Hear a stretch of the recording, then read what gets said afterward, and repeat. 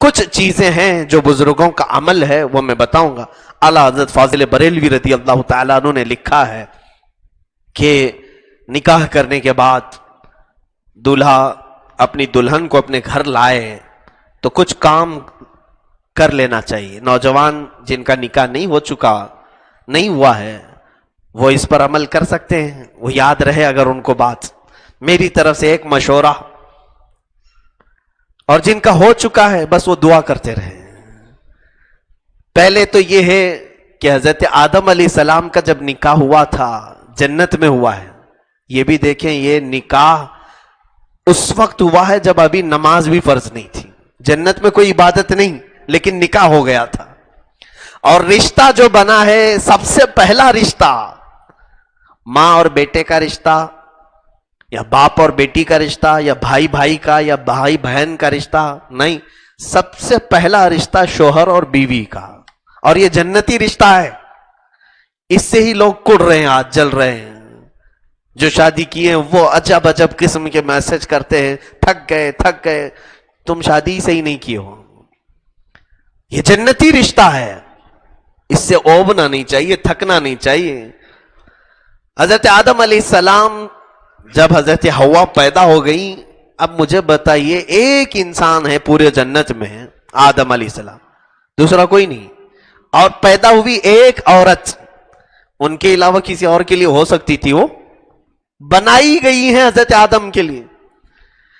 اس کے باوجود حضرت آدم علیہ السلام کو اللہ نے فرمایا تمہیں چھونا حلال نہیں. ابھی ایک ہی تھی، ان کے ہی لیے تو تھی.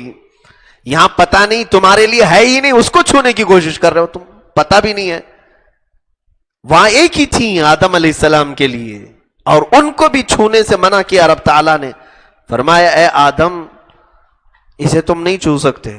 کہا اس کا مہر ادا کرو. یہ قانون جنتی ہے، مہر ادا کرو اس کے بعد تمہارے لیے حلال ہوگی. مہر کیا دوں مولا؟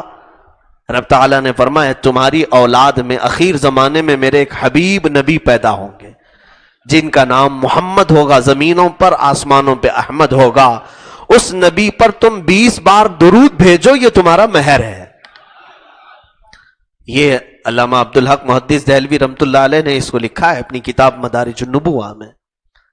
میرے عزیزو، آدم علیہ السلام کے لیے بی بی حوا حلال ہوئی. اب میں جو چیز بتانا چاہ رہا ہوں، حضرت آدم علیہ السلام، حضرت بی بی حوا ان کے لیے جو حلال ہوئی، وہی یہاں پر میں نوجوانوں سے بھی کہوں گا تم مہر جو بھی باندھتے ہو باندھ لو، 5,000 7,000 10,000 تمہاری حیثیت کے مطابق. لیکن ساتھ ہی تمہاری دلہن گھر پر آنے سے قبل ہی مصطفیٰ کریم صلی اللہ علیہ وسلم کی ذات پر تم بھی درود پاک بھیجو. 20 نہ صحیح 100 مرتبہ تم اپنی طاقت استعداد کے مطابق جتنا ہو سکے، تاکہ یہ شریعت کا جو قانونی مہر ہے وہ پیسوں سے تم نے ادا کر دیا، اور جو آدم علیہ السلام کا جنتی مہر ہے وہ بھی تم سے ادا ہو جائے. ایک تو یہ طریقہ، یہ میرا مشورہ ہے. اعلیٰ حضرت اللہ تعالیٰ عنہ نے جو فرمایا وہ یہ ہے کہ دلہن کو گھر پر لائیں تو پہلے اس کے گھر پہ داخل ہونے سے پہلے ہی اس کے پیر دھل لو، اس کے پیر دھل لو، اور اس کے پیر کے دھلے ہوئے پانی کو گھر کے چاروں کونوں میں ڈال دو. چاروں کونوں میں ڈال دو، اللہ رب العزت خوب برکت نازل فرمائے گا، برکت آئے گی. اور دلہن جب گھر پر آ جائے تو پھر فرمایا کہ رات کو جب تم تنہائی میں ہو جاؤ گے، حجلہ عروسی میں تم آئے، آج پہلی رات ہے ملاقات کی، تو دلہن اور دولہا جب اکیلے ہو جائیں، تنہائی ہو جائے، خلوت صحیحہ ہو جائے، تو سب سے پہلے وہ اپنے غلط طریقوں سے ملاقات نہ کریں. ہائے ہیلو نہیں، سلامتی کے ذریعے سے ایک دوسرے کو سلام کریں. اور یہ سلام تمہارا اللہ نے اگر قبول کر لیا تو ہمیشہ دونوں سلامت رہو گے. دعا ہے نا، السلام علیکم ورحمت اللہ وبرکاتہ. اللہ تم پر سلامتی نازل کرے اور اللہ کی رحمتیں اور برکتیں ہو تم پر. دلہن اگر پہلے سلام کر رہی ہے تو دولہے کے لیے، یا دولہا اگر پہلے سلام کر رہا ہے تو دلہن کے لیے. لیکن کوئی اس میں یہ ضروری نہیں ہے کہ پہل کسے کرنا چاہیے، جو چاہے کر سکتا ہے. سلام کے ذریعے سے ابتدا ہو.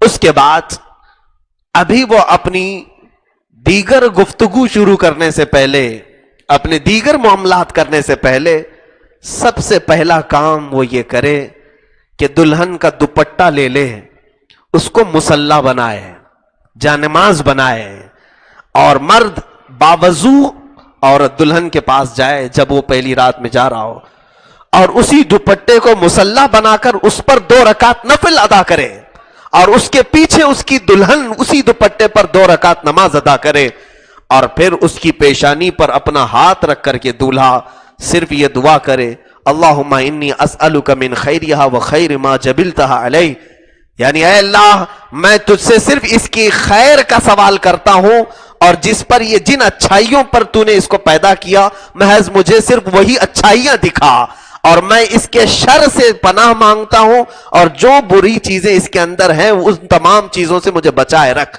یہ دعا کے بعد آگے کے معاملات کریں. اعلیٰ حضرت رضی اللہ تعالیٰ عنہ نے لکھا ہے مولا تعالیٰ موت تک ان دونوں کو سلامت رکھے گا، ان کو نیک و صالح جوڑوں میں شمار کیا جائے گا، ان کو صالحین میں شمار کیا جائے گا. یہ زندگی گزارنے کے اور طور طریقے شروعات کی یہ تمام چیزیں ہیں. سوال تو یہ کوئی نہیں کرتا ہے نوجوان آ کر کے، پہلے یہ پوچھتا ہے شیروانی کیسے سلاؤں، مفتی صاحب اچھا مشورہ دے دیں، آپ جوتے کیسے سلواؤں، امامہ کیسے بندواؤں، مجھے اسی کام کے لیے رکھا ہے. میرے عزیزو، زندگی کی پہلی رات ہو، ایک نئی زندگی گزارنے جا رہے ہو، تو یہ بھی تو سوال کریں کہ میرے آقا صلی اللہ علیہ وسلم کی سنتیں کیا ہیں، اسلامی طور طریقہ کیا ہے. اسی اعتبار سے اپنی زندگیوں کو شروع کرو. تو یہ جو شقاق ہے، یہ جھگڑے ہیں، ان تمام چیزوں کی نوبت ہی نہ آئے. میں یہی دعا کرتا ہوں مولا تعالی ہم سب کو جنتی لطف دنیا میں بھی عطا کرے اور آخرت میں بھی عطا کر رہے ہیں. اور بیوی کو بوجھ نہ سمجھیں، اور کوئی بیوی اپنے شوہر کو بوجھ نہ سمجھے. اور جس نے یہ سوچ لیا ابھی سے، اور حقیقت میں اللہ اسے بوجھ بنا کے ہی رکھے گا. جس نے سوچا یہ بیوی میری بوجھ ہے، روزانہ کچھ نہ کچھ مانگتی رہتی، تم نے دماغ میں جیسے اس کو بوجھ سمجھا، رب تعالیٰ نے تمہارے لیے اس کو بوجھ ہی بنا دیا. اور تم اگر یہ سوچتے کہ اللہ تعالیٰ نے میرے حوالے اس کو کیا ہے، میں ذریعہ بنا ہوں اس کے رہن سہن کا، اس کے کھانے پینے کی، اس کی تربیت کا، تو اللہ تبارک و تعالیٰ ایسے آسانی سے تمہارے لیے رزق کے دروازے کھولے گا، تمہیں پتہ بھی نہیں چلے گا. ایسی جگہ سے رزق آئے گا جہاں تمہارا گمان بھی نہیں ہوگا. بوجھ نہ سمجھے، نہ عورت مرد کو بوجھ سمجھے، نہ مرد عورت کو بوجھ سمجھے. یہی زندگیوں کے اسلوب ہیں میرے عزیزو. اللہ خیر والے معاملات فرمائے. ایک ہی آیت کی میں تفسیر کر سکا، دوسری آیت انشاءاللہ کل عرض کرتا ہوں.